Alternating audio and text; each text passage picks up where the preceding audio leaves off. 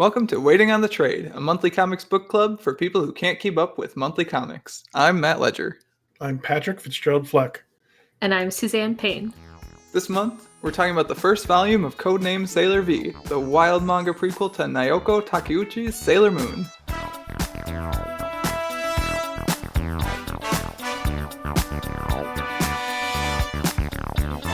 So now, in case you guys need a refresher, Codename Sailor V is the story of Minako Eno, a 13-year-old girl who, with the help of her cat familiar Artemis, becomes the superhero Sailor V.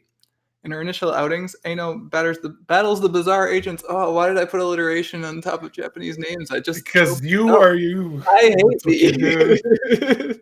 You could call her by her American counterpart name, which is Mina. I was gonna guess Mina. That's what she's They called. call her Mina in there. Yeah, and she's one of the ones that keeps her like original Japanese name in the anime. Yeah. Like they just call her Mina. In her initial outings, Mina battles the bizarre agents of the Dark Agency and sees some hints of what her life is truly about to become. Now that we've stumbled through that intro, Suzanne, welcome back to the podcast. Yay. Tripped right to the finish line. We got there. Any intro you can walk away from, I say. It's a good intro. Oof, duh. How are you doing, Suzanne? Pretty good. That's Can't good. complain too much. You're on spring break, right? Yeah, and today I had like a smorgasbord of doctor's appointments. Fun. Good way to spend that spring break. Do you check out? Okay. Yeah. Clean bill. Yeah. Baby is the right size. Good. And kicking and punching. Oh, geez. I think the baby wants to be a Sailor Scout. And still don't know the gender at this point, right? No, we won't know until the baby decides to come. Nice. Because that's what we chose. It's going to be a surprise baby. So we just keep saying baby. It. Unnamed baby pain is what I've been going with. Yeah. Project Pain. Project Pain. Major pain. But yeah, I'm doing good. Suzanne, I laughed at this book way more than I expected to. It is kind of ridiculous. Like, it was much funnier than I was expecting it to be, given the, like... I'm trying to figure out if you put all of the, like, weird instances of seeing Sailor Moon together that I've had, like, they're just, like, snippets here and there of it being on someone else's TV, like... Oh, in your life? Yeah, like, maybe in my life I've seen, like, an episode or two's worth of Sailor Moon, but, like, not enough to actually have seen an entire episode. It's all, like... It was on before something else, before school, or like it was on at like someone else's house when I was over there, or something like that. Well, that's like how I first started seeing Sailor Moon, is because it was on at 6:00 before Pokemon. So when I get up in the morning and wait for the bus to go to school, it'd be Sailor Moon, and then we'd watch most of Pokemon before we'd have to leave. Okay, I feel like maybe that's when I was catching like minutes of it also, is that same time frame actually. Yeah, and I would say, like, I mean, it was a cartoon that was definitely pointed at children. So it has its silly moments. It's definitely very soap opera-y too. I was gonna say, I remember it being much more like emotional soap opera-y than funny. Like, I don't remember laughing at it, but maybe I just caught the wrong parts. It depends. Yeah, there was like a whole episode about a girl getting through her anorexia and stuff, but then like there's also an episode where she gets a failing grade on her test and she's not allowed to eat a donut. It was weird, but I liked it. I've watched it multiple times, obviously. But you haven't read this before, right? Or you have? I've never read Sailor V before. I have read a few of the Sailor Moon books when they came out in like the later 2000s or early 2000s. Can you explain to the layman what's the difference between Sailor V and Sailor Moon? Well, okay, so Sailor V is Sailor Venus, and she is technically part of the Sailor Scouts. And she was created as like a one-shot comic, just as like a filler.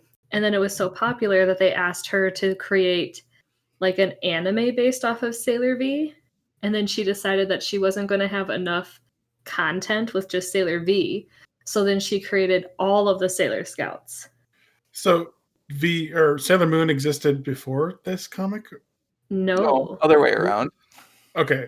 So Sailor V existed before Sailor Moon existed. The way Yeah. I was reading it when I was wiki diving this weekend, like I told you guys I was that Uh-huh. Naoko had published some of Sailor V. I think Toei or whoever is like the animation company that did the first Sailor Moon series was like, hey, this looks cool, but could you Power Rangers it up a bit? There need to be more of them. And that led to like Sailor Moon and like having the 5 Sailor Scouts. Suzanne, correct me if I'm wrong. So there's the inner Sailor Scouts and there's the outer Sailor Scouts. So the Oh, inner boy. Sailor Scouts are like the main Sailor What about Scouts. the Asteroid Scout?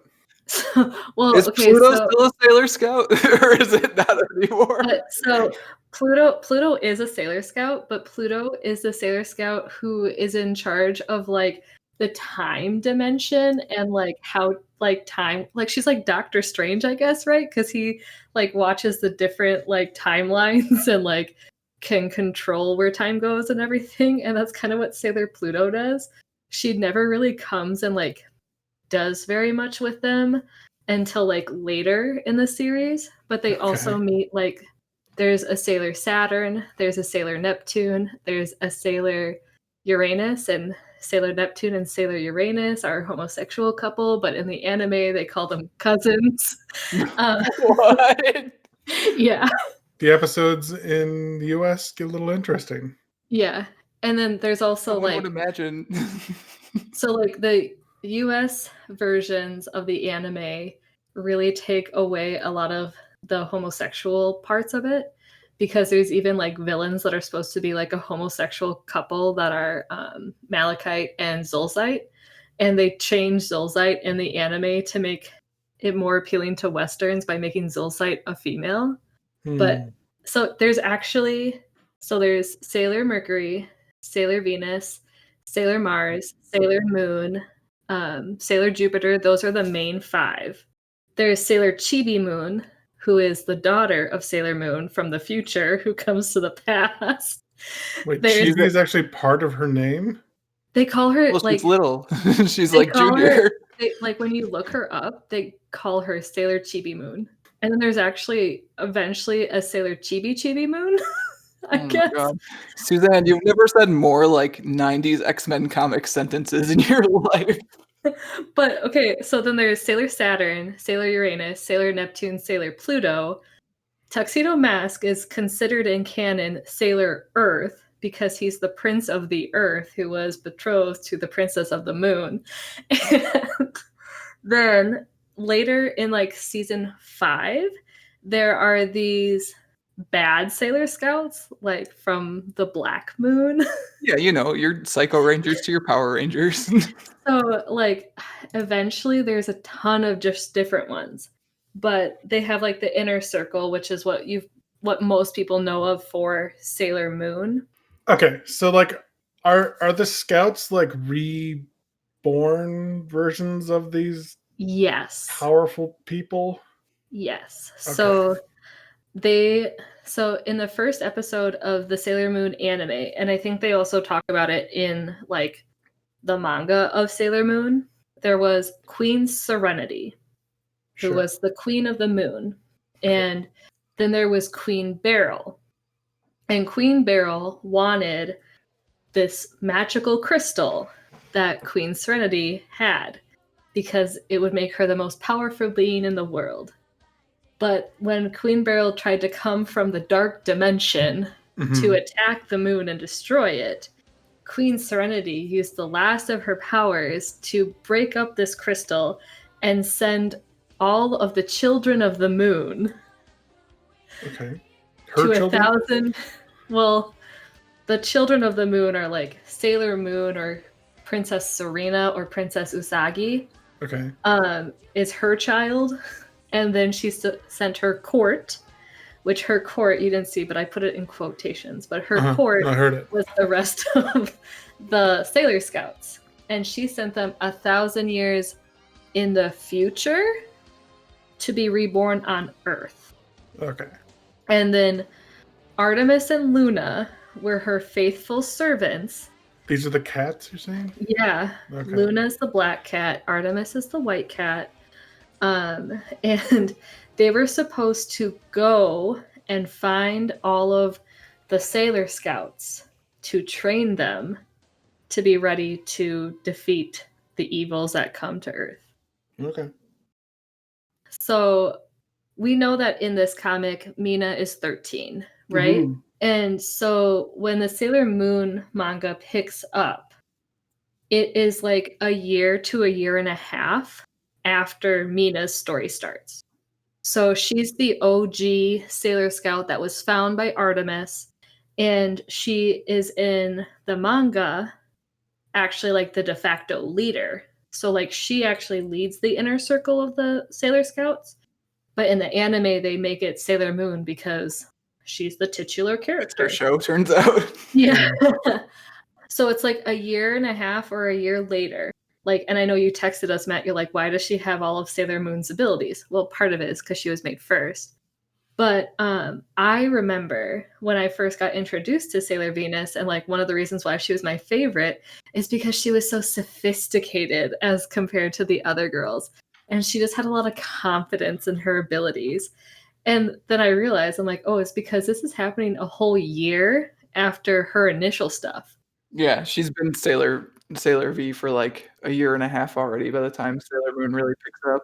Yeah, and then she's also like traveled to Europe and like done stuff in Europe and become like an idol. Like in the anime, Mina's like a celebrity. Oh. And like the Sailor V game is extremely popular. Like the girls want to go play it all the time. They want to go see the Sailor V movie and everything like that. So it was really funny to see where she came from for me. Yeah, which is sort of why you were tossing around whether we were gonna do Sailor V or Sailor Moon, and I decided that I wanted to do Sailor V because it seemed like A, the more esoteric one, and B, just like I kind of figured it would be weirder, and it did not disappoint.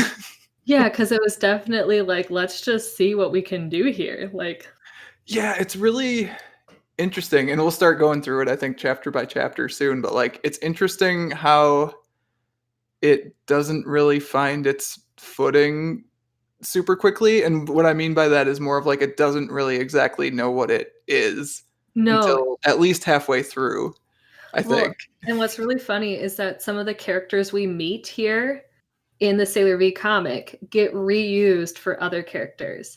So, like the boy, the nerd, I think it was Manano or Mhm. Manao, Yeah. he is Melvin in the anime, and he looks exactly the same. And he's like the exact same kind of character, except he's not obsessed with Mina. He's obsessed with Serena or Usagi, Sailor Moon. And then the basic outline for her best friend, Hikaru, Mhm. that is what Amy or like Sailor Mercury ends up looking like. Huh. And then the boy who runs the arcade or works at the arcade, I can't remember what she calls him, but like he's always nice to her. His name is Andrew, and he's like the best friend of Tuxedo Mask. That's cool. Yeah, it was kind of cool to see like the hints of the larger Sailor Moon universe start to pop up even by like what chapter 3 or 4 or whatever when Usagi like shows up in the last panel, and I'm Yeah, sure Sailor Moon must have already been running by then because these two series were coming out like at the same time for a little bit too, which is interesting. yeah. I think they had like a year of overlap, and then there was like a 6 week. The anime was like 6 weeks behind the Sailor Moon manga. That's it? Jeez. That's what I read. That's wild. So like that's why some people are like, "Oh, the original Sailor Moon anime doesn't follow the Sailor Moon mangas as Well, much," how and we could wish. it? How could That's it the thing. possibly? So, but yeah, so that it's interesting to see that, and then also interesting to see how like we do have this lore that's kind of being made with Sailor V, and then not a lot of it seems to continue like when we go into Sailor Moon. I guess some of it does. They say that like Mina doesn't really change, other than I'm like, I thought she was super sophisticated. Like all this personality and all of this like incidents that are happening to me. I'm like, no, that's just Sailor Moon's personality. That's not Mina's. Like, Mina is so much better than that. Oh, interesting. Because like I had read something like that in your notes, and I kind of liked Mina's like kick-assness in this. I don't know. Well, and it was more so like her like boy craziness, and then like her being bad at school and her being like lazy. Like those are the things that I attribute to Usagi. Yeah, I think actually because we read basically the first half of Sailor V with this, right? 1 through 8, and Yes. there's like 8 more chapters. I think Mhm. from what I was reading, some of that like boy craziness stuff resolves itself by the end of Sailor V, Yeah, but don't quote me on that because I haven't read the end yet, obviously. we hope so because I mean that's all of. But you know, animes also change depending. But her crescent beam is her main ability, but it doesn't come from her compact. It comes I was gonna from say, her. the fact that she even has a moon compact, I was texting you guys about and being like, "Why does Sailor Venus have moon powers? I don't understand what's happening." She's supposed to be the decoy for Sailor Moon. So she, like I told you, she's like the Padme to Queen Amidala. Yeah, I picked up on some of that when I was doing my wiki diving, because man, did I spend like an hour or two just like scrolling through Sailor Moon wikis over the weekend. I mean, like the majority of the first season does not have her.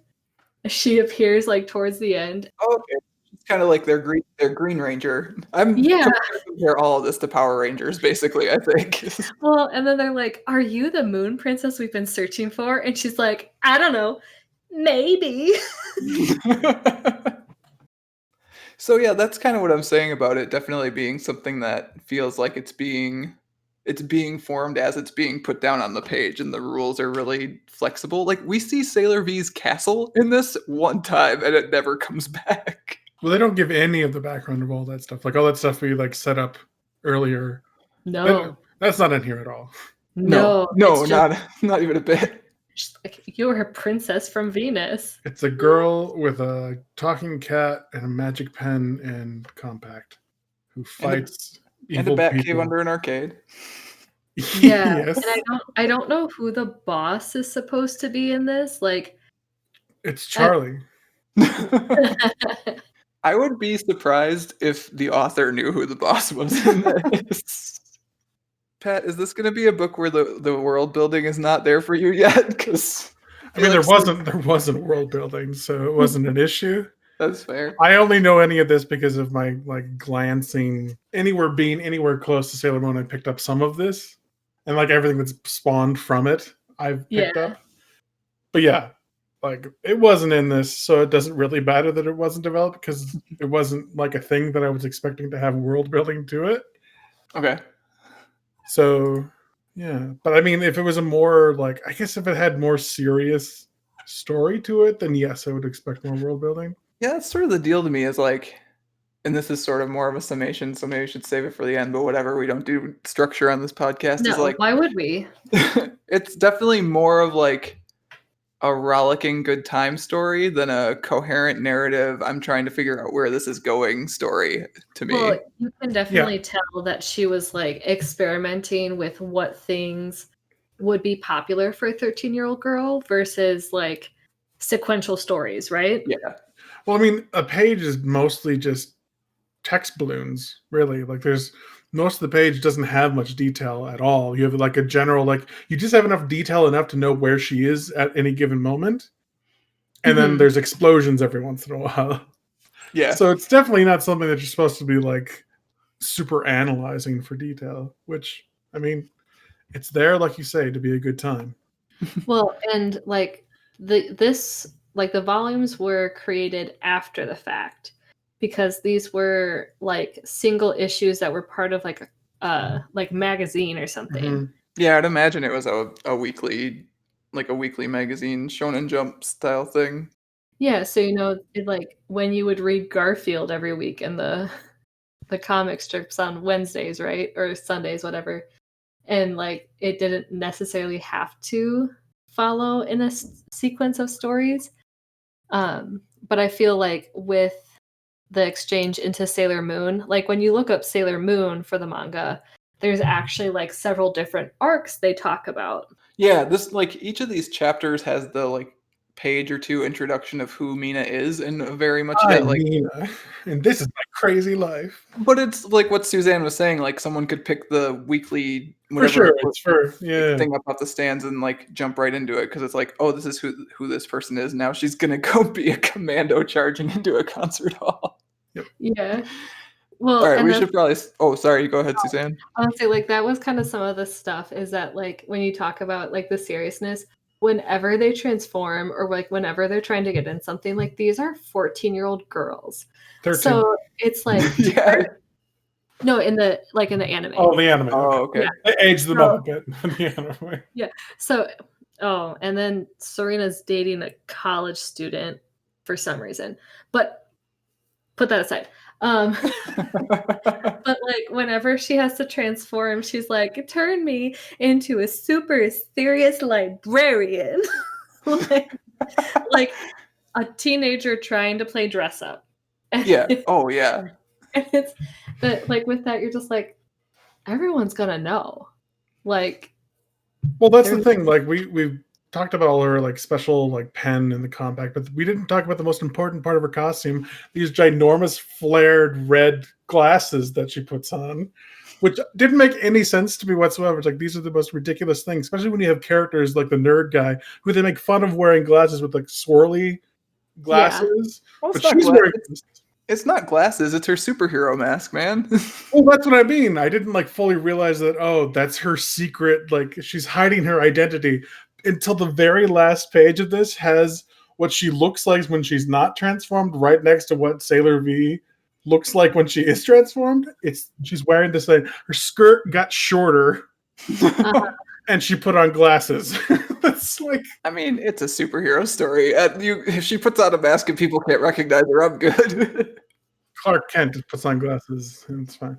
All right, so should we start walking through this thing chapter by chapter? yeah. I mean, if we're here, If we're going on. we may as well. First chapter right. is the introduction. Where we get to meet the extremely athletic Mina, which that's something that they keep. Like at one point when she's not in Sailor V like form itself, she like leaps a 2-story building. Jeez, how? So like she's 13-year-old volleyball player, of course. Yeah, she's just supposed to be very like athletically, even though she's not like known as the really powerhouse of the team. But Yeah, so she's your normal average day super athlete. She swears a Girl. lot, though. There is a lot of swearing in this, it's true. But yeah, she wants to give a love letter to the new transfer student who's so hot. All the other girls love him, and she's got to find the right time to give him the love letter. but Artemis keeps getting in the way. And also like introducing her to the fact that she's a princess from another planet. But then he talks to her and tells her she should wear a bow in her hair. And she totally does for the rest of this book. But yeah, so we're like slowly hinted that this guy is not quite Right. a good guy. And we actually find out that he's the enemy and that he is He's like brainwashing girls. do they actually say like what he's doing?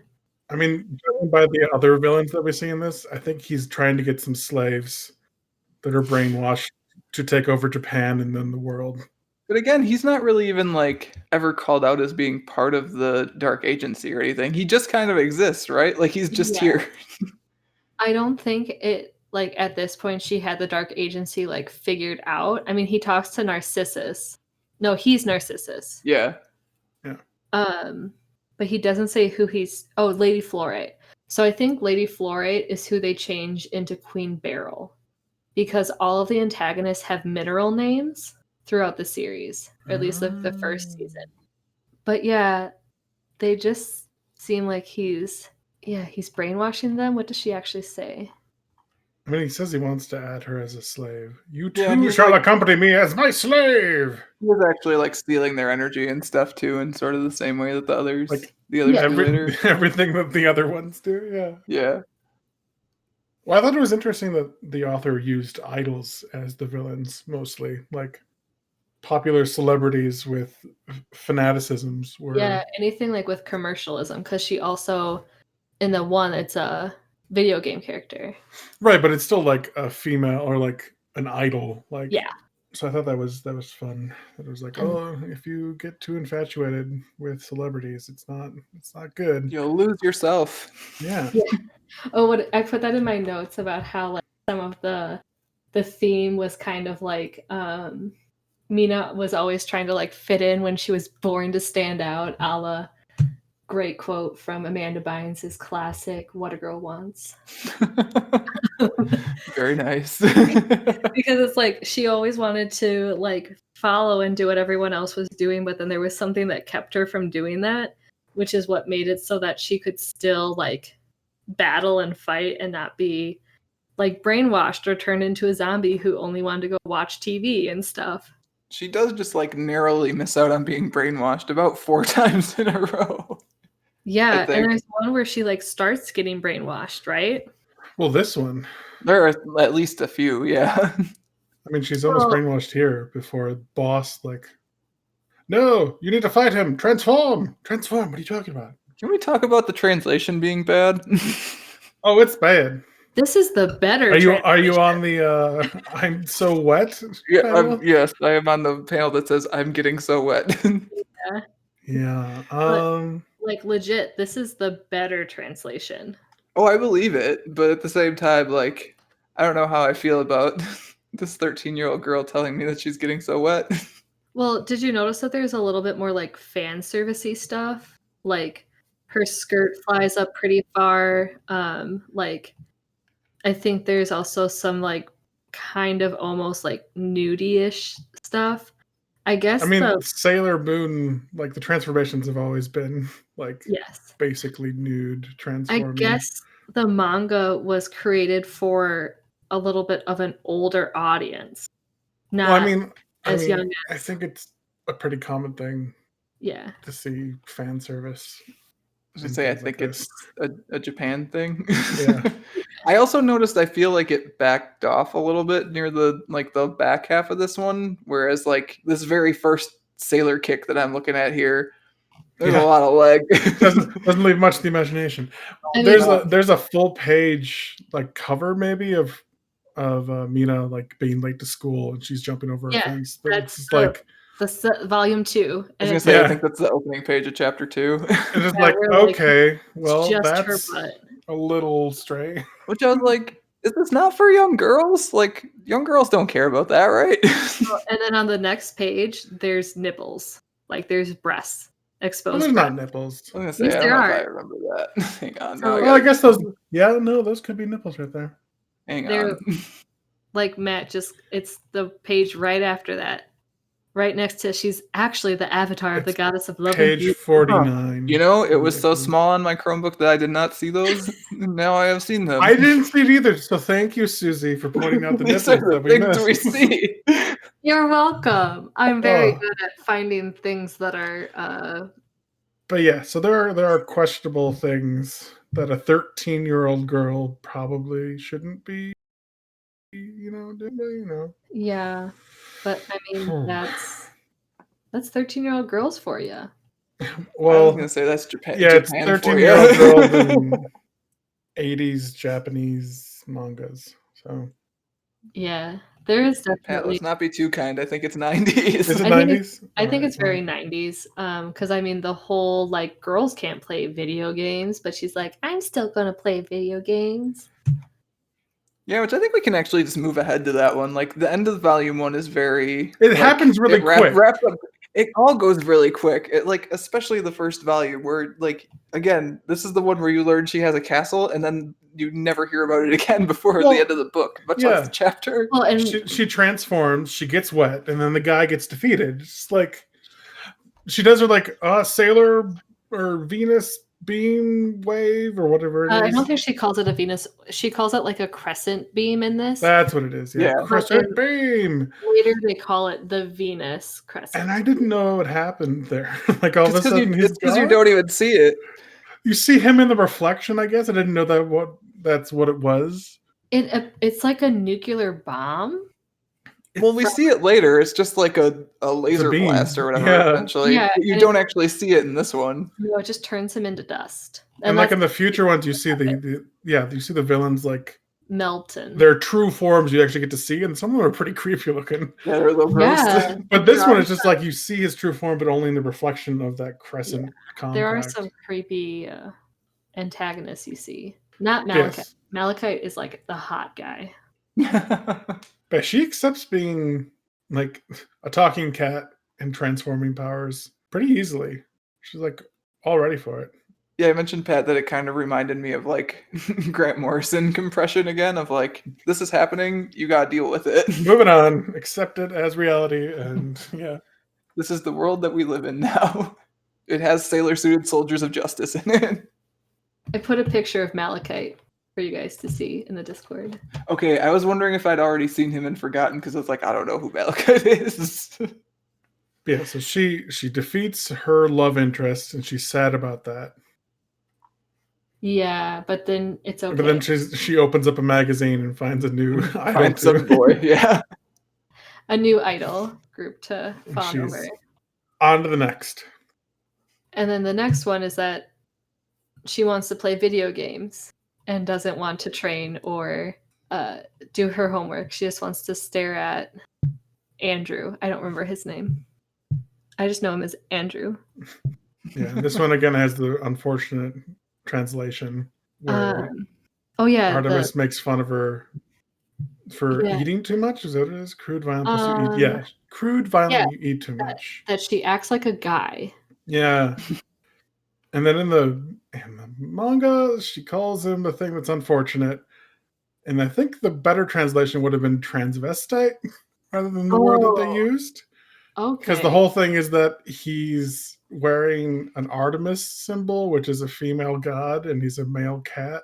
I attribute it to being like 90s badness, but it sounds like it could be 90s badness and bad translation badness. I think it's a little bit of both, yeah. Okay. Yeah. It's an unfortunate joke either way.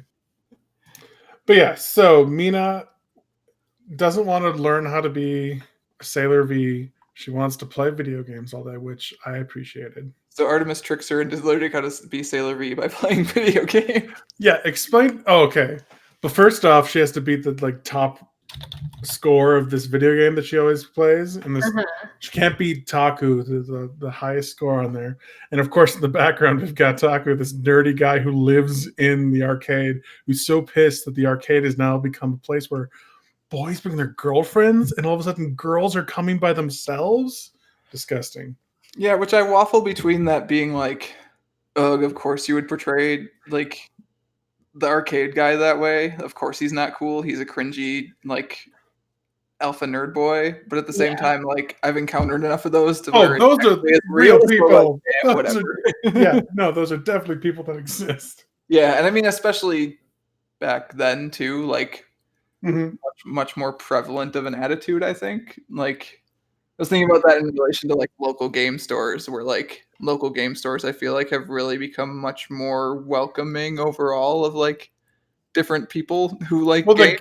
The gatekeeping is crazy with all the like D&D and Magic. Yeah, and even there, like it still exists for sure. Like I was just reading a thing about one of the stores in town had some, I think, recently, and it was no good. But well, and I would say like I know one of the things in our discussion guide is themes or storylines relate to me. Like I mean, I was the girl growing up that was more into like anime and video games and not like full on pretty princess or like lusting over the Backstreet Boys and NSYNC.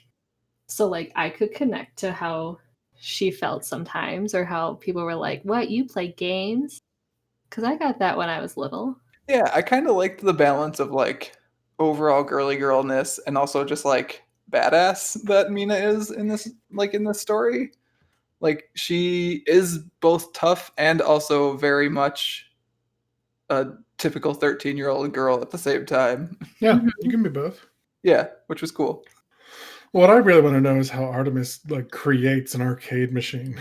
You know, I knew you were gonna ask that, Pat. I was just like, All of a sudden, I bet Pat's gonna ask how the Sailor V video game got made. no, it's just a panel that are like. First off, he creates a poster for this upcoming action game, and then he's pulling a box down the street that then has the arcade game in it. Fully developed, ready to go. It's like I don't think they understand. Takes a lot to make a video game, you guys. Well, they have a secret bat cave underneath the arcade, so they probably just developed it in there. Oh my god. He's an alien. That doesn't make developing it easier. If anything, it makes it harder, right? It really goes to the like truncated story, like we were talking about. Like things move at a clip. It's like we need a new Sailor V game where it's going to appear. It's there. Move on. Moving on. He pulled a box, and then the cat created an arcade game. And it's a Sailor V and she's game. like done her training montage on it with pages, basically. And she's off to go beat that jerk's high score.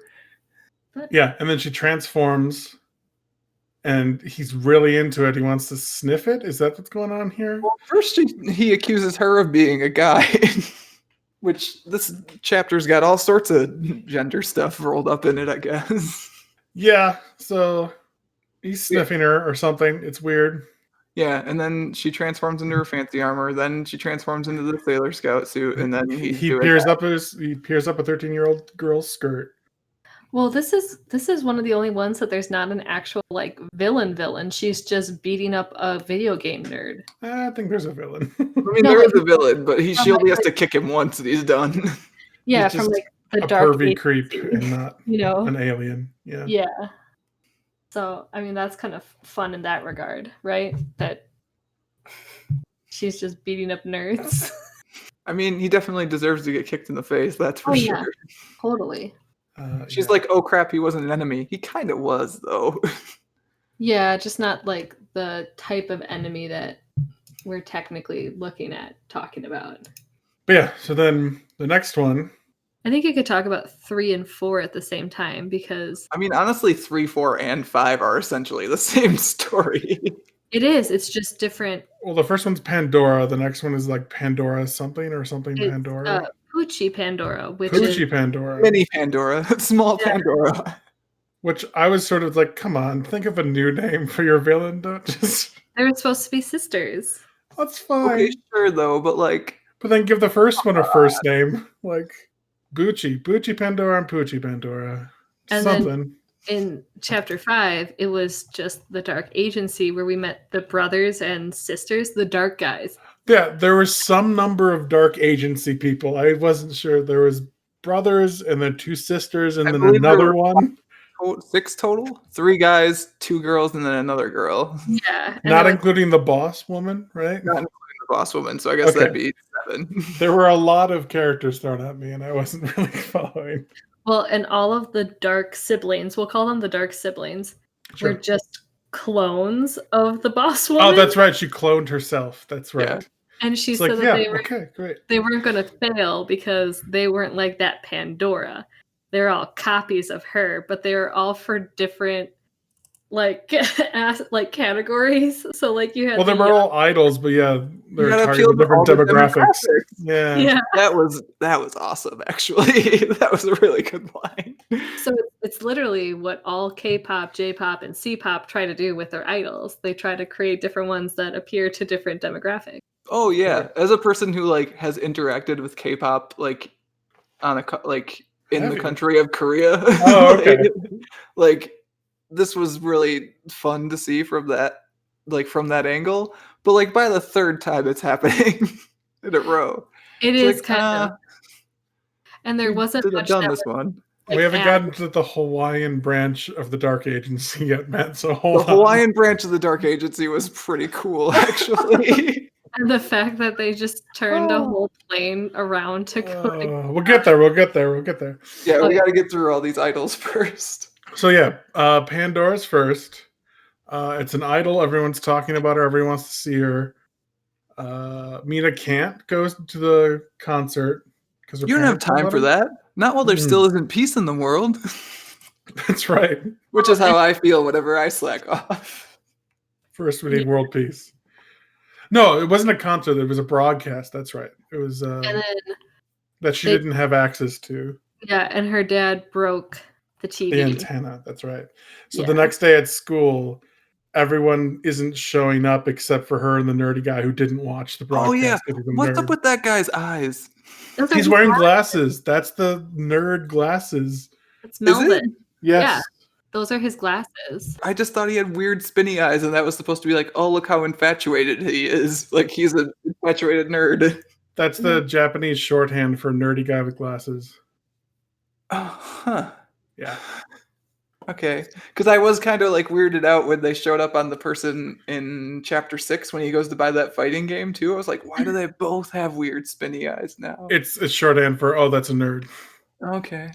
And then, yeah, so she goes to school and no one's there except the nerd who didn't watch it.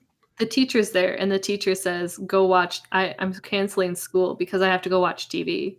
That's right. Yes, everyone wants to go watch TV. Her best friend wants to go watch TV. She doesn't want to study. She goes to the shopping district, and there's no one there. And then she gets home, and her mom's staring, a la Poltergeist, at the like staticky TV. yeah. I actually wanted to talk about that page because like we've talked about how it's like pretty simply like this has a lot of really simple compositions overall. Like Mhm. this page has actually got a lot of cool stuff going on with it. I feel like I Really? like all the With random beat. yeah, and like the random lines and effects and stuff to make you like feel like you're getting Something's Yeah. sucked into the broadcast or whatever. Supersonic waves, and then she gets a call on her pen that she has to extend the antenna out. Yes, this is Mina. Your cell pen. Who could this be? Oh, boss. Yeah, she's like, something weird's happening, Mina. I don't know if you've noticed. I mean, it's just foreshadowing the smartphone era, man. Yeah. That's all that's happening here. But yeah, so then Mina rushes down to where they're doing the broadcast, transforms into a policewoman. Yep, to get by. Yep. Do you think it actually makes her like taller? Like older, not look Yeah. like a 13-year-old wearing a police officer's uniform. Yeah, it must, right? Because otherwise, It this seems like that's what's supposed to happen. Sometimes it seems like in the cartoon, like they look a little bit more like voluptuous, like curvier, but it doesn't change much else. And like they'll have like lipstick on, like she has lipstick on. But there's not a lot different. Like they always have the same color hair. The hairstyle is usually pretty similar, just like slightly altered. Like shorter because I'm an older lady who has short hair. right, like it's in a bun now. Look how old I am. Young girls never wear their hair in bun. Master of disguise, Mina. Really great. So we're talking about how the translation's like not on point in a lot of spots and how that makes it problematic at times. Mhm. Yeah. I do really love this song though on the next page. Ooh, you don't need to study your work. Yeah, Don't bother.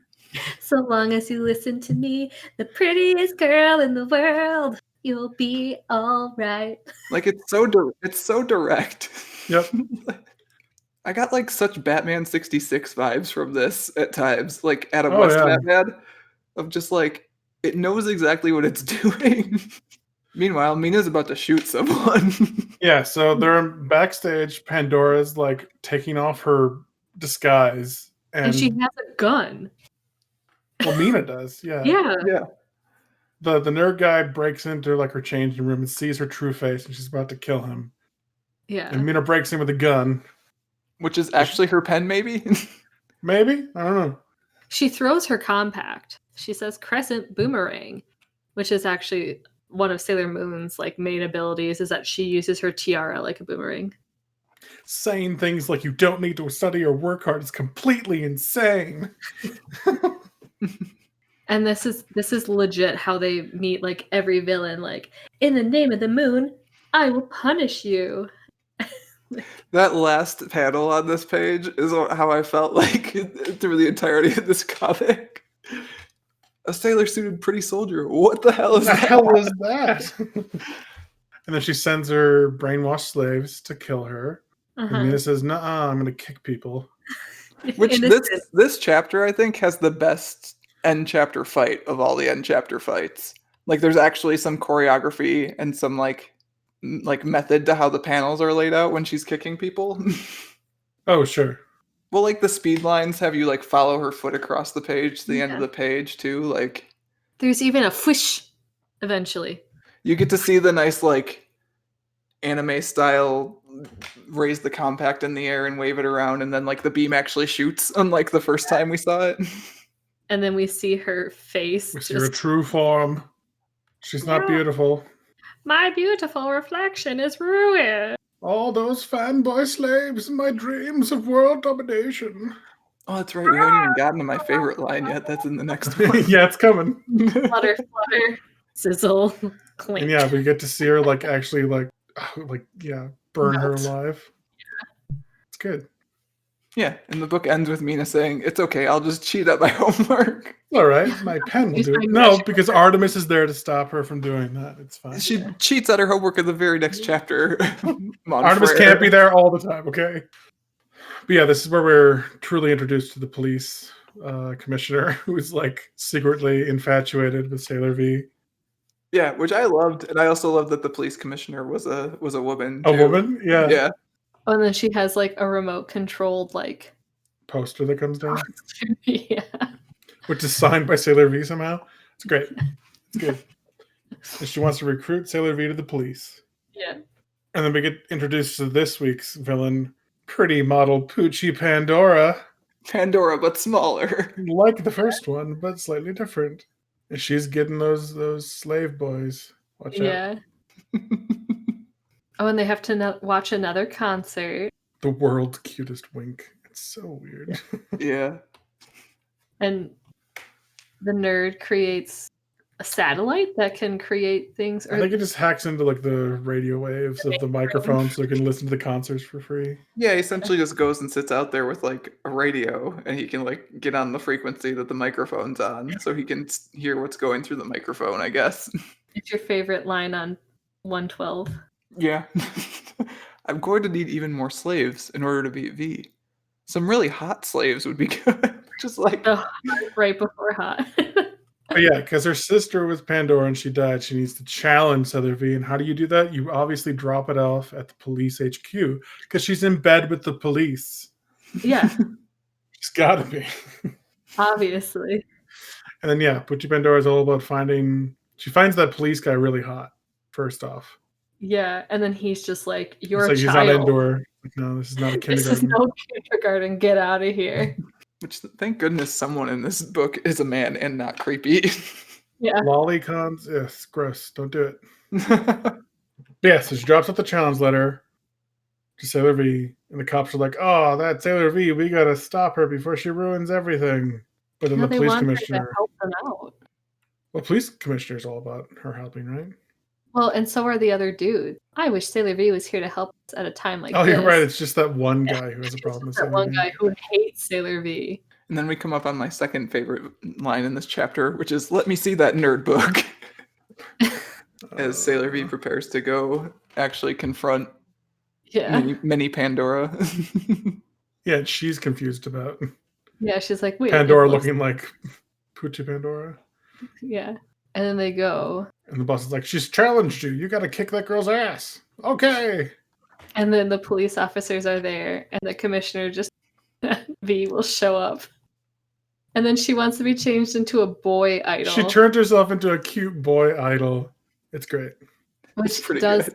But she knows because Poochie Pandora is all about the hot boy slave. She's like, "You know what? Turn me into the cutest teen idol." Artemis is sure having a reaction to that on this page. Yeah. He's like, "Oh, God." But he's blushing slightly because he is that cute. Oh my god, I didn't notice that Poochie Pandora's blimp is named the SS Poochie Pandora. Oh, yeah? Yeah, it's on there. I don't think anything has been more Batman 66 than this except Batman 66. Oh, and then she pops out of the bottom of the blimp. On a swing. On a swing. And she's like, "I'll just get more use." And then she makes the police officers love her by winking at them. And then she sees Sailor V as a... Oh, he's super hot. Yeah.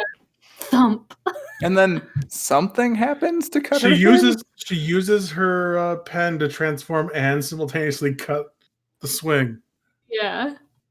Of course. And then she says, "You're a disgrace to women everywhere, turning innocent boys into slaves for your own." And then Sailor V starts kicking slaves. And this is the one where it's really gross, where we get to see because she like half melts. Uchi Pandora like half being burned alive, and she's not stopping, so she keeps Yeah. being burned alive. It's like, Yeah. oh, this is a lot more And then grotesque she than I sends out expected. toxic, like, Some bad fumes. fumes, yeah. They're So we like, discover "Eh." that Sailor V has the power to create a cleansing rain from her moon compact. Crescent shower of love. Venus power. But yeah, like all the shots, like even in like when she's just like fumes in the air, it's really creepy. Yeah. Yeah. But then everyone's fine at the end.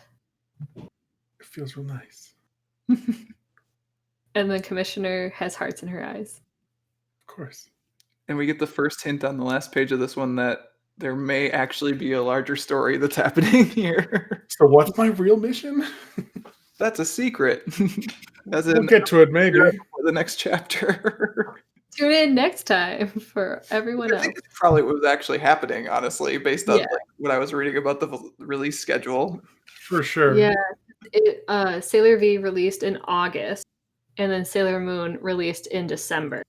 Okay. Yeah, so probably close, because I know like this took weeks or months off in between chapters once Sailor Moon started coming out too. So Yeah.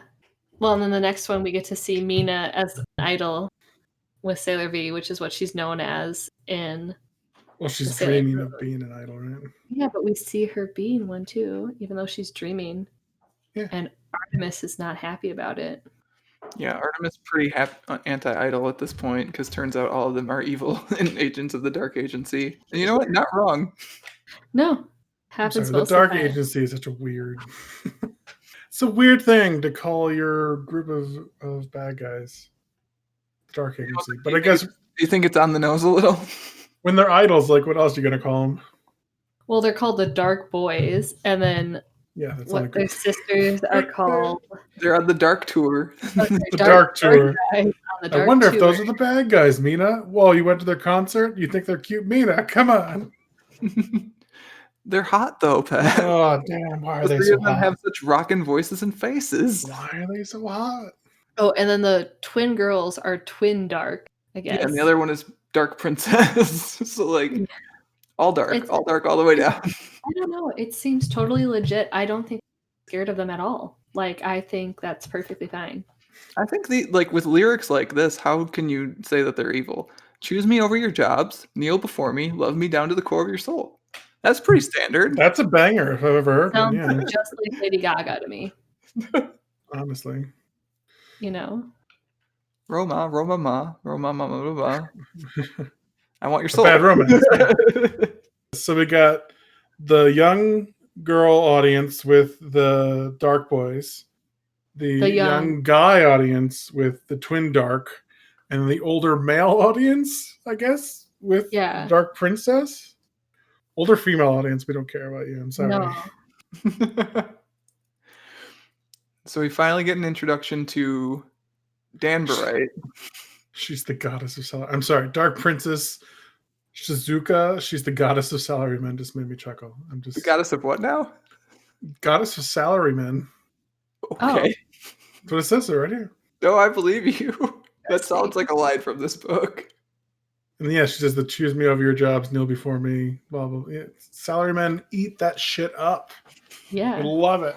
I mean, the police officer's there, and he's totally addicted. You know? Yeah, then we get introduced to the biggest, baddest person. Who copied them all from herself. Who was Fluorite? That's right? I'm trying to remember. Did they call her Fluorite? They do, yes. Okay, so yeah, this is Fluorite then. And you see there's also Master Danburite. Yeah. So like larger plot is happening now. We got that tease on the last chapter. Now it's actually like starting to come together maybe a little bit. Mm-hmm. And then she says, all these new idols are clones of myself. And I said, yeah, okay. Sure. Why not? And meanwhile, Artemis has figured out that like Yep, the same thing that happened in the last 2 chapters is happening again, but worse, because turns out there's 6 of them instead of just 1 now. Oh no, the dark agency is spreading everywhere. Yeah. Oh no. This is the one where she almost like Dark really. Emotion is the name of their album. Oh Yeah. my This is the one god. where she like almost majorly like gets brainwashed. Yeah, she starts listening to it, and we get some of those wavy effects again. Yeah, On because that Discman player, do you see that thing? Oh my she's gosh. yeah. going for the nerd. Nerd boy, you've got a CD player, right? Let me see it. Oh, my Yeah. precious player. Yeah. And she And says, see "Hooray that- for the Dark Agency." And then Artemis somehow gets her to the arcade and shoves her into the secret Batcave Yeah, underneath her the arcade arcade. back came underneath her video game. And that's where she talks to Boss. Who are And you? then- I'm still not going to tell you. She's like, "Damn." I will Fine. not tell you that yet. It's like, what? Oh, damn, no luck. Oh, that's right. She fakes tears. This is the part that I laughed out loud. She fakes tears with eye drops. I've always wondered who you are. Tell me. Damn, no luck. That's good. And then all it is rule the world, suck out energy, and then she's like, I got it. I'll protect the world. Those are two things I cannot stand: is sucking up energy and ruling the world. Then we get like what I think is maybe the final thing that just should not fly or would not fly anymore, and like I don't know how it even happened in this one. Like she storms into that concert in a commando uniform with a gun. Yeah. Yep. That's no good. A lady commander, though. Lady Yeah. commando. Doesn't Very make the gun any less lethal. And then she turns herself into it. But then she turns into an idol somehow. Yeah, and then she's an idol within the next page. What's going on in this book? Author couldn't decide which one to go with, and she's like, you know what? And like the nerd guy is a ninja, by the way, just in one panel. I don't know. It was weird. It He just shows up. Yeah. was weird. And then the slaves are sent for her again, and she kicks and punches them. And then she uses her beams to kill the boys. Yeah, she And- beams them real good. She's definitely kicking this time. And then she goes directly for fluorite, right? Isn't that fluorite getting splatted? I think. Yeah, because she says, I was thinking unforgivable. so. How dare you do that to my sweet clones? Yeah, that's similar fluorite. Oh yeah, you're right. And then she showers them and she melts some more, which is also really gross. Yeah, drip drip. And Mina, you did it. And then Artemis is like, "No, but really, there's more. There's more going on." You're not done yet. Oh, and this is the one where you see Usagi, Serena, and then her best friend Molly. Yeah, so this is the one where it's like, oh, okay, this kind of knows what it's doing now because it knows it has to feed into Sailor Moon because like Sailor Moon exists at this point. And then we see her a few more times going forward, I think. Like she's in the background. Yeah, and I think there might be you might have to tell me, Suzanne, when we get to the one where I was like, this person feels like they are a person that I should know because they're like taking up a quarter of this page and they're never seen again. So yeah. I think it's in the next chapter. I mean, it's the either next chapter or it's 8. So number 6 looks like it was released around Christmas. Because if you look at 168, Artemis has a cute little Santa hat. And then she has like a Christmas wreath and holly in her hair. Oh, makes sense. So this would then be right when the Sailor Moon manga, was coming out. Okay, so the last one would have been like a nice little like tease in the final panel. Yeah. Okay. But yeah, this is the video game one, right? The home console. Yeah. VR. Starts with our typical I'm Mina, I'm a quiet girl, and then Artemis crosses that out, which is a great fourth wall break. And then her mom's yelling at her again and all that stuff. Pretty standard opening. And then the nerd at school says, oh my god, fighting girl Luga, she's so cool, this game is awesome. But then meanwhile, at the Dark Agency, the literal video game character is not in her video game. No. But you know, whatever. Just talking about how she's popular, right? She's going to soak up lots of human energy. Yeah. For Danbury. So if she's not in the video game, how can Sailor V later fight her in the video game? Matt, these are questions that we all have. And all right, I'm glad I wasn't the only one, at least. of course, Matt. Of course I have these questions. And then, yeah, the nerd guy somehow has connections, of course, to get that arcade console game at home, and he gives it to Mina to play because he's still in love with her. And the Famicom console is supposed to be like the SNES. Super Nintendo. Yeah. Super Famicom. And following the trope of like the last 3 volumes, her parents say, "No, you can't do this." Then they do it, and they get brainwashed. And then they Yeah. play the game all night, and then they start fighting with each other. And then she's just like, "Oh, that's so weird." And then she And goes to school, and everyone else is fighting each other. And she realizes, oh, hey, it's a dark agency thing, which, yeah. Does she realize, or does boss call her No, and she say, gets Mina, called on it's a her- dark on her agency? She's like, "Oh my gosh, get to your senses." And Has then Mina ever been the one to say this is something evil before No. boss contacts her? No, boss is always like, No. Or Artemis scratches her face, but yes. yeah, because in this it's Mina, it's the enemy. The whole thing is due to another plot by the Dark Agency, and she's like, "What? They're What? alive?" I can't believe it. Let's go to the arcade. And then they try, but it's too crowded. And then we get the weird thing where, what's his face? Amano, right? Is his name? Yeah. Goes to the game Yeah. shop and they both have swirly eyes, and I was like, I don't understand what I'm reading. Yeah, they both have glasses. They're She's both also nerdy a nerd. stuff. Yeah, but when you don't realize they're glasses, it just looks super weird. I don't know how you dodge the shorthand for swirly-eyed. I guess nerd none of the glasses. manga I've read has had people with glasses in it. I'm sure Naruto has had swirly-eyed glasses. I don't remember it. Mm, Not in the stuff I read, Pat. there has to be. There's no way they don't have a swirly-eyed nerdy guy. I could have also just forgotten. It's possible. And then we find out that Amano is actually rich. No, he uses like his whole personal savings, right? No, but she goes to his I do. house, Oh yeah, and he lives like in a penthouse. yeah. He's trying to analyze the components of the game because he's a nerd. Mhm. He's got like some sort of way to run the arcade game Yeah, The he's got like arcade the arcade version going on. on His, the base hardware, which I think is what he bought at the store.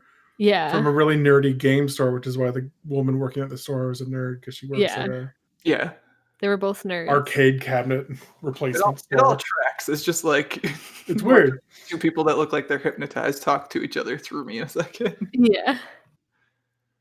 Why did she turn into a maid? I forgot about that. What the She heck? turns into a maid to brush him out of the room. So that he doesn't see her transform. She transforms so he can't see her transform, Suzanne. That's what I it know. says. I'm the new maid, and you're in a lot of danger. I love cleaning.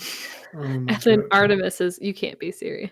It was just a reason to draw her in a maid uniform. We know Yes. why. But then she transforms again, and then she Yeah. gets sucked into the video game and makes a little video game chibi Sailor Yeah. V. And then the nerd is like, "Oh, the little V inside the game is calling out." Yeah, because she can't move because no one's controlling her character, but the NPC character Luga can still punch her. So the nerdy guy needs to pick up the controller and fight as Yeah. Sailor V. And then you got the kick. Did you like that motion there, Matt? Oh yeah, it was good. A flurry of kicks, Yeah, and he's also kicking. of course. Oh, I can't kick my legs fast enough. But you think of whoosh, whoosh, whoosh, whoosh, whoosh. Man, the Virtual Boy was not like that at all. I don't know. They're giving a lot of credit to. Maybe it was better in Japan. Mm, I mean, this isn't the Virtual Boy. This is like some sort of special setup that he bought. I'm Yeah. disappointed he's not wearing a power glove. That's all. Well, then he needed a handkerchief because he was too sweaty. Hey man, VR games takes it out of you. Takes it out of Yeah. you. But then she beams Luga real good, which breaks his video game, and then she pops out, And then, just for good measure, she chops his TV in half. Yeah. which blows up. Yeah. And then the police officer comes. And then she's just like, haha, I just destroyed the game. Everything's fine. Stick out my tongue. Run away. She does do the like wink, stick out your tongue, haha. Yeah. It's what cute girls do, don't you know? Oh, and then his mom gets mad. Oh, his mom has the swirly glasses too, but she gets mad at the police. I didn't even notice she has the swirly eyes too. Uh-huh. And they make us know that it's his mom, but they call him Gurukatsu here instead of Amano. I think Amano might be his first name. First- and Well, Guru's- his Gurukazu. Garatsu could be his family name. Yeah. And then Mano is his name.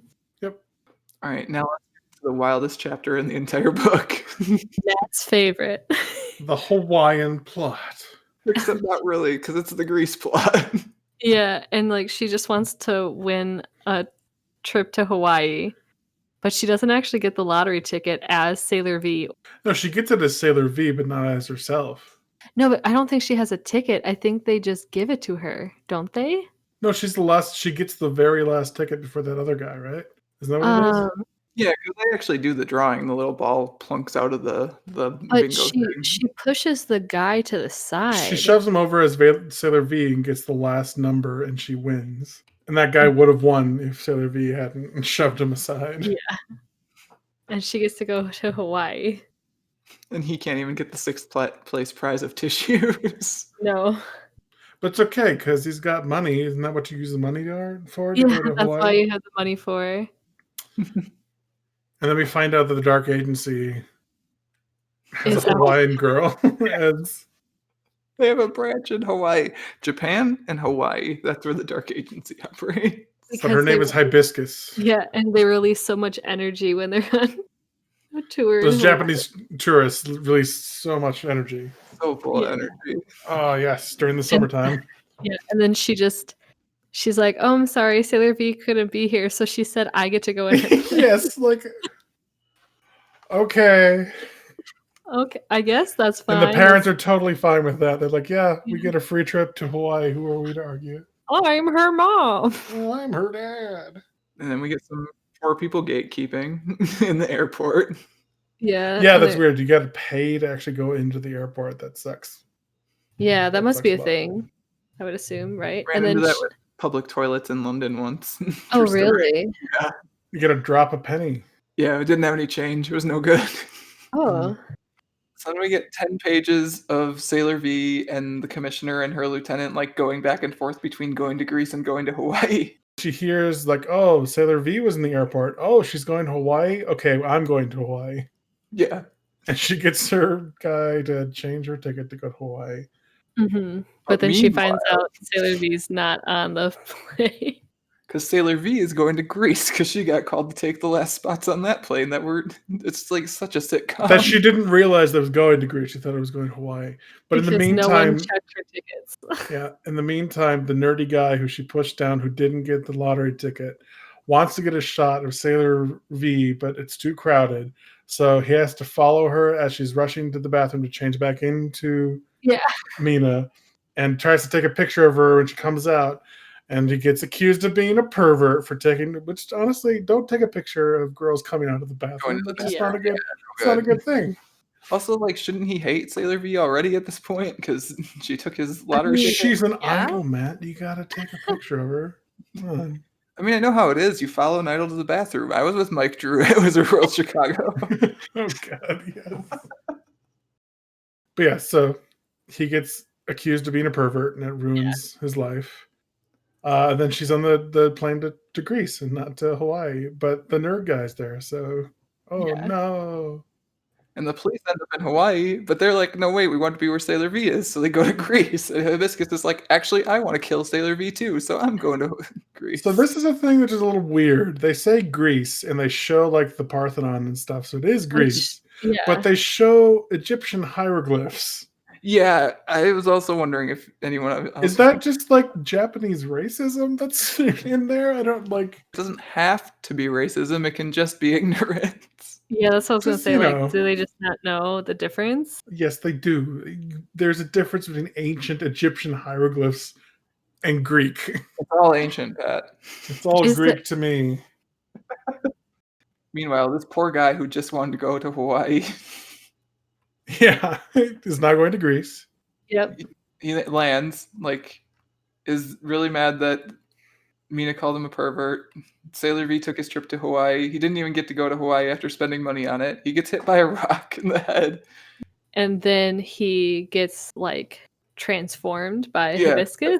Yeah, because Hibiscus is like, oh, such hatred for Sailor V. I will give you some of my power. And he turns into, like... Hawaiian. I'm trying to find words transfer. Yeah, like a Hawaiian Batman. He's the precursor to Tuxedo Mask. Yeah, it's basically evil Tuxedo Mask with Batman ears. Tuxedo Mask becomes like an Arabian Night too. So this is like the mask of Tuxedo Mask, and then like the bottom part is like his Arabian Night costume. Sorry, guys, I might be broken for the next few minutes because I just read the sentence. I don't know who he is, but he seems to have an intense hatred of Hawaii. God, this book's so fun. Well, the fact that the stones that hit him are two guys who are just historical ruin fanatics. So they crawl Yeah. up on the ruins and shove part of the ruins onto tourists. It's like, okay, sure. It could have just been a ruin that like crumpled and had to. But no, it's just people who. Sorry, my hand Those slipped and I fanatics. dropped. No. And then she transforms. Mina transforms into Hawaiian bathing suit beauty. Yeah. Of course. How she beats this man with the power of horny nosebleeds. But then when Hibiscus shows up, she's like, "That's it. I'm gonna transform. Yep. I'm Defeats not her a with a rolling screw sailor punch. yeah." I'm glad she's like switching it up a little bit. She's got more moves. Yeah. Uh-huh.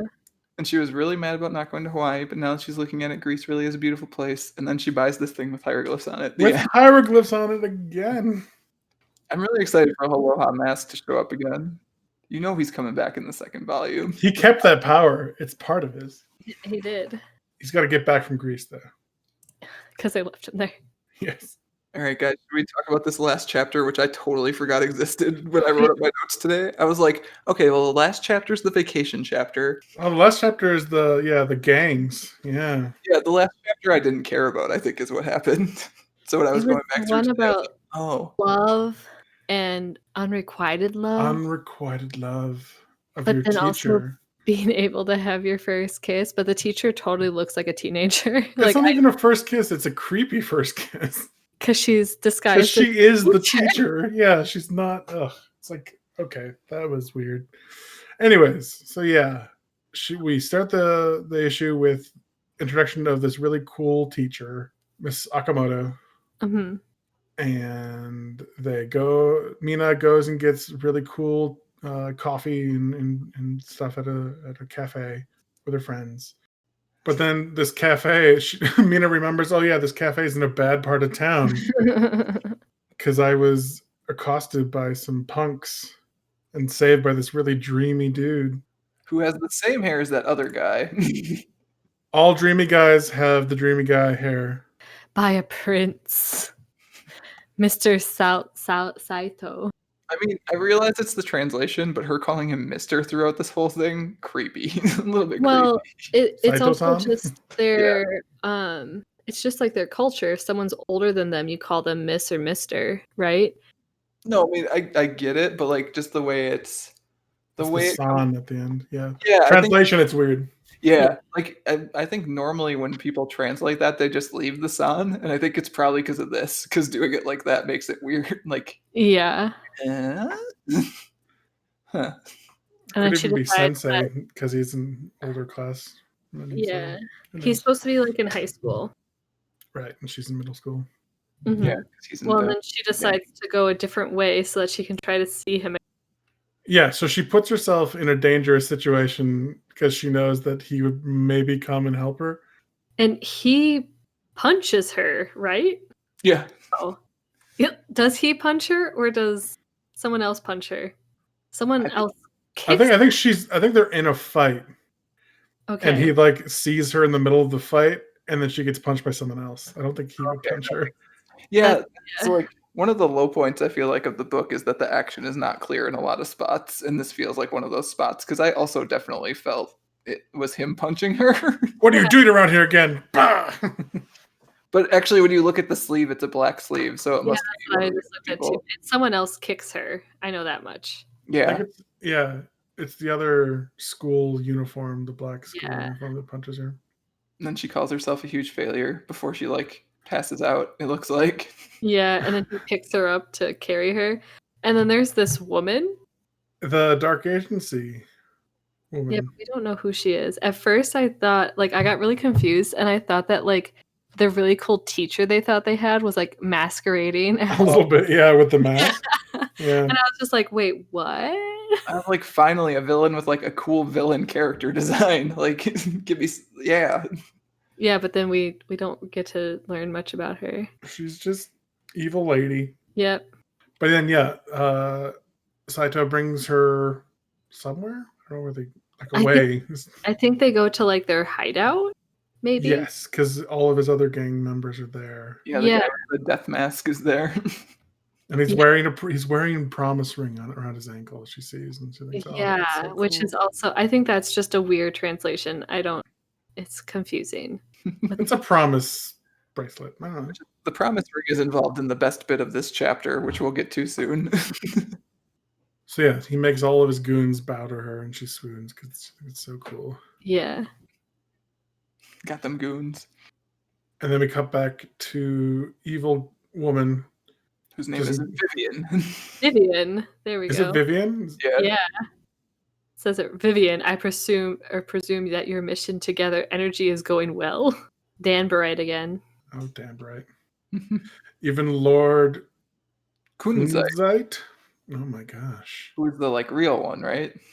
I think Have we gone up a level in evil? I think Lord Kunzite comes back. The hierarchy of evil. What does the Dark Agency org chart look like?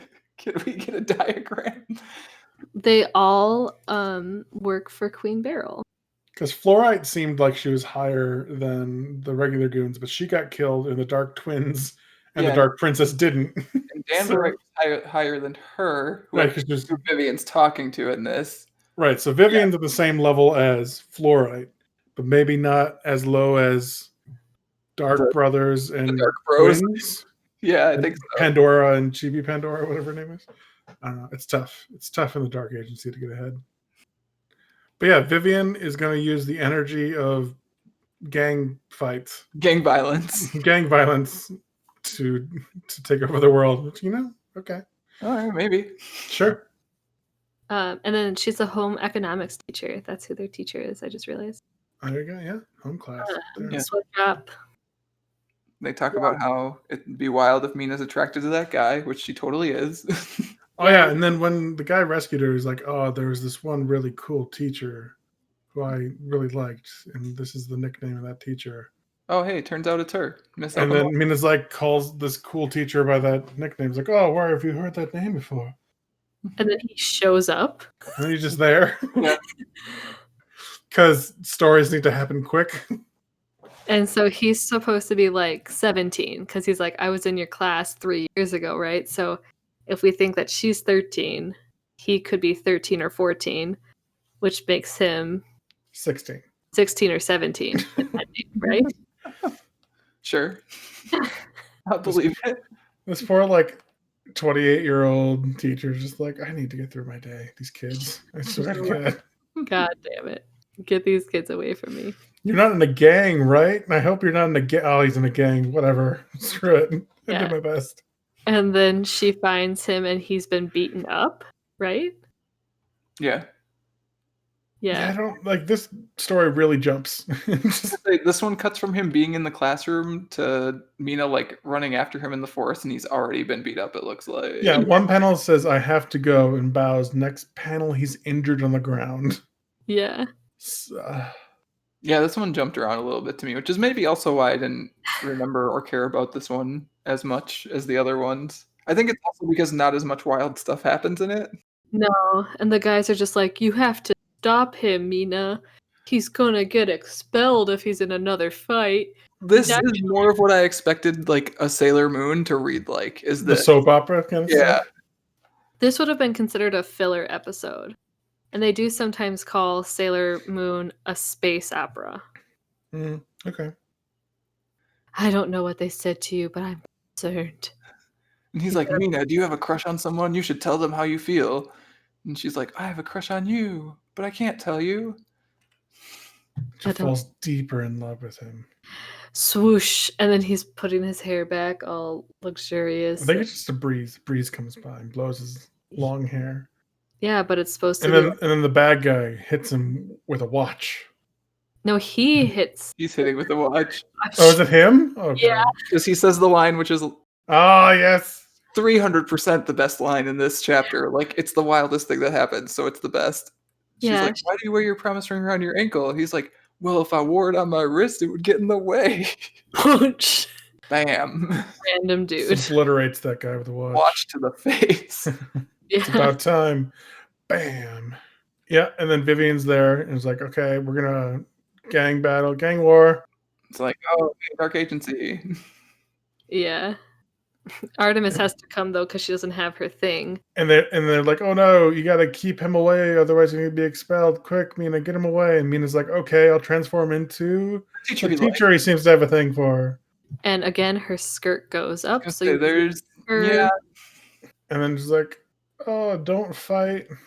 And then he kisses a woman who isn't the woman he thinks he's kissing. Yes. I have always loved you. And then he just runs away. And then he runs. He still goes and has a fight. And Mina falls over. And then he's like, yes, he kissed me. Yay. This happens. He's like, okay, I got what I wanted. I'm gonna shut this thing down now. And then then she turns to Sylvie and like defeats Vivian. But the gangs are still fighting at the end of this, right? Like Vivian's defeated, but like they're still going at it at the end. Needless to say, a huge fight ensued between the gang members. Wow, she really doesn't shut that down at all, does she? No. She like she got what she wants, did the bare minimum, and then got out of there. And then Artemis reads her diary, and she's like, "Oh, it's my first love." And he's like, "What about this other guy?" That happened in the first one. And that's the first volume of Sailor V. Yep. It was a ride. I think I liked it. I'm pretty sure I liked it, but like it's weird to me because like the last chapter was definitely the one I liked the least, and I kind of just like the like batshit insane ride of the beginning of it, and I wonder if some of that's gonna like ease off now that like now that like the author has figured out what the thing is. Like I wonder if the rough edges are kind of sawed off, and I'm not gonna get the Sailor V video game shows up with no explanation because I loved that.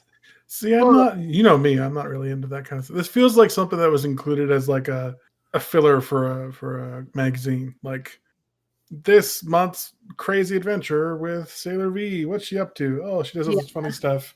Go back to reading the rest of the magazine kind of thing. Yeah, that's fair. Yeah, I mean it's fun. It's pretty light, which okay. Right. It's definitely like not a heavy read. Like it's just a fun, like it doesn't matter if it doesn't make sense. It's just a magical girl.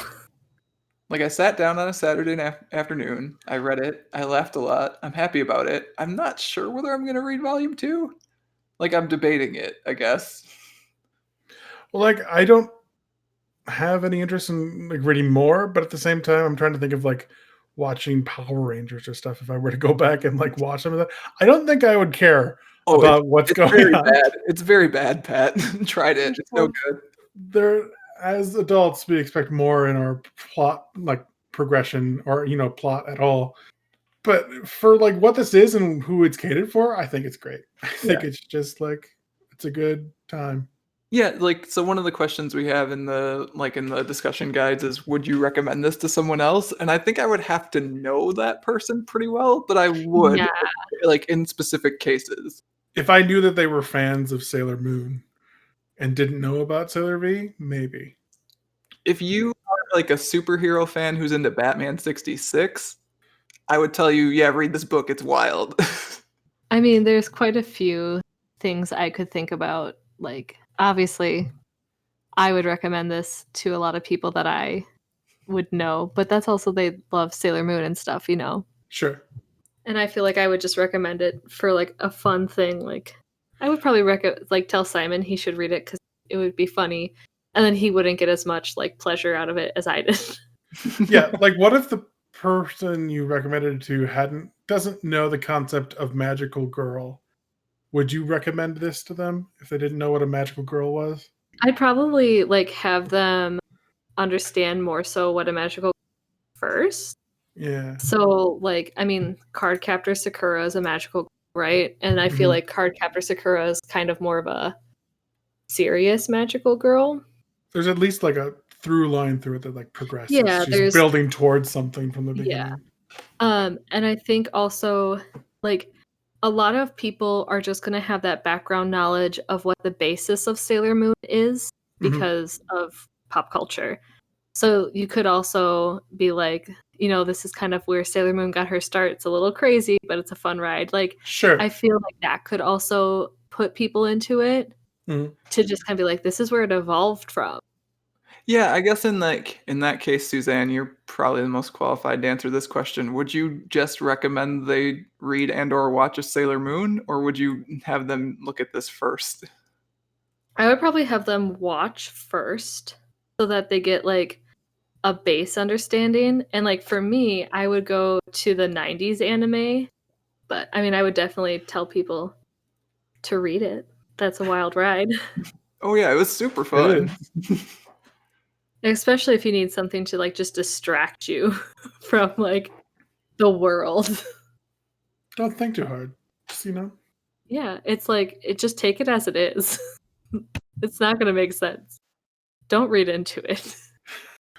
But I mean, yeah, there's lots of references. Sailor Moon has touched so many things.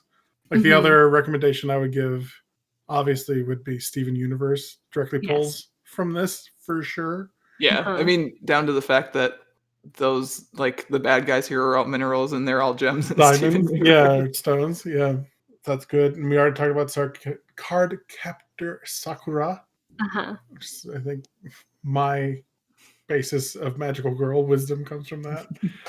But comic book wise, I don't really have a magical girl comic book. The closest I could get to is Rat Queens, I think. Okay, I could kind of see that. I can kind of see that. Matt, do you have any comic book recommendations? I didn't actually have a comic for this one because I figured you guys would say all the things that I was gonna say.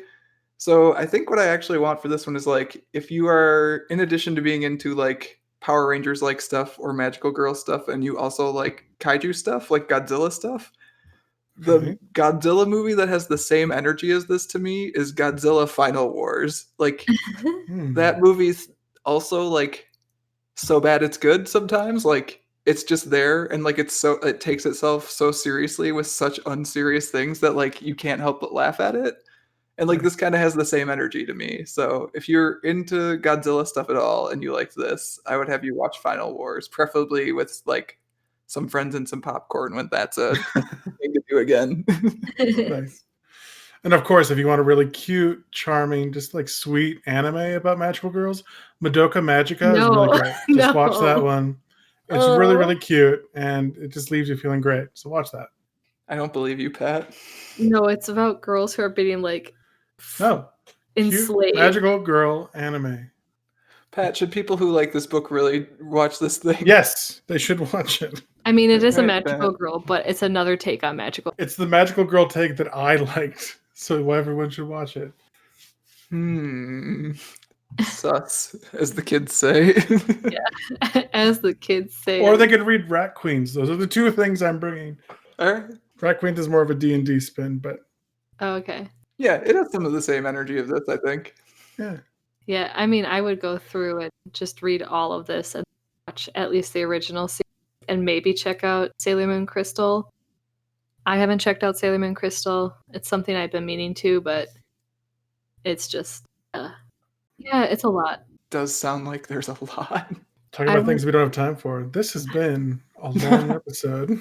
I know. Suzanne, thank you for joining us and taking on this wild ride. Hopefully I got the majority of the information actually correct. I'm sure all the information that makes it into the episode will be correct. It'll be fantastic.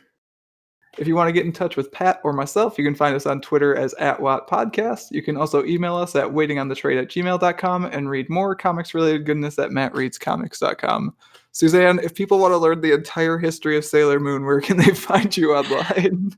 The easiest is probably my Instagram, but I forgot what my Instagram is called. It's Suzanne Payne 2019, I think. Has lots of pictures of cats on it. 2 years out of date. No, it's because that's when I became Suzanne Payne. Yeah, I know. It's a win. Just goofing with you. What a goof. Which I appreciated getting to goof with you. Thanks for coming on again. This was really fun.